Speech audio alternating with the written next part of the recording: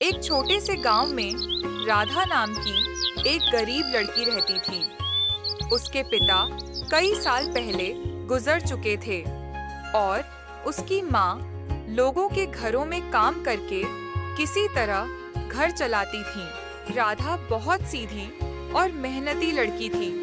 दिन में स्कूल जाती और शाम को अपनी माँ के साथ काम में मदद करती, लेकिन गांव वाले उससे अजीब तरह से डरते थे, क्योंकि गांव के बाहर एक पुरानी हवेली थी और कहा जाता था कि जो भी उस हवेली में गया वह कभी वापस नहीं आया। गांव के बूढ़े लोग कहते थे कि वहां एक औरत की आत्मा रहती है।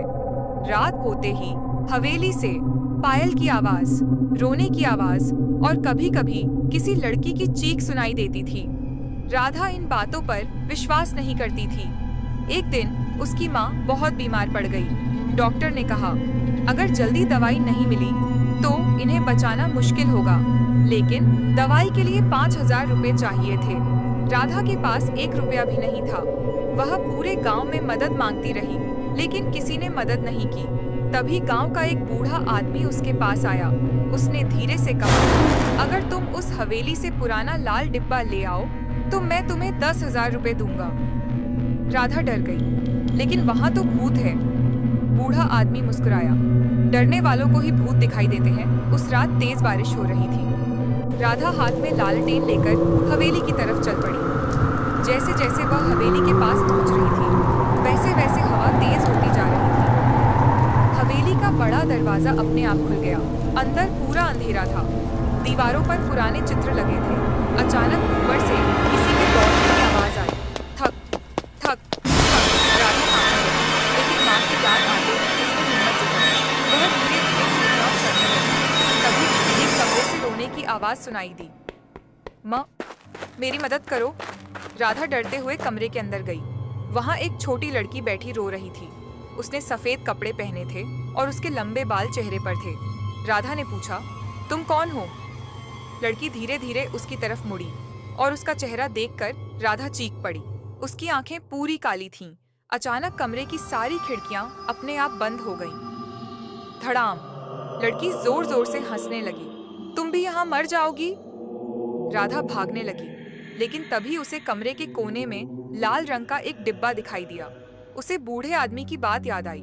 वह डरते हुए डिब्बा उठाने लगी। जैसे ही उसने डिब्बा हाथ में लिया, पूरा कमरा कांपने लगा।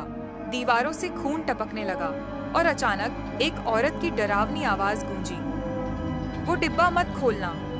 राधा किसी तरह भागते हुए हवेली से बाहर निकली। बारिश और तेज हो चुकी थी। वह सीधे उस बूढ़े आदमी के पास पहुंची। बूढ़ा आदमी डिब्बा देखकर खुश हो गया। उसने तुरंत पैसे राधा को दे दिए, लेकिन जैसे ही बूढ़े आदमी ने डिब्बा खोला, उसके चेहरे का रंग बदल गया।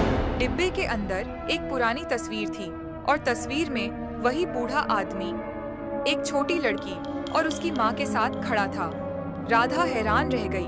तभी बूढ़ा आदमी रोने लगा।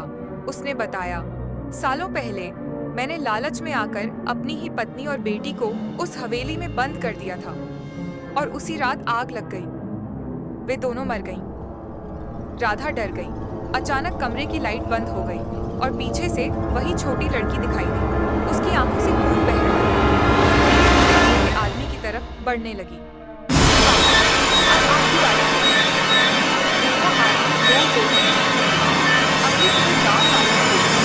वह बूढ़ा आदमी गायब था और उसके घर की दीवार पर खून से लिखा था, पाप कभी पीछा नहीं छोड़ता। उस दिन के बाद किसी ने राधा को गरीब नहीं समझा, लेकिन आज भी बरसात की रातों में उस हवेली से एक छोटी लड़की की हंसी सुनाई देती है।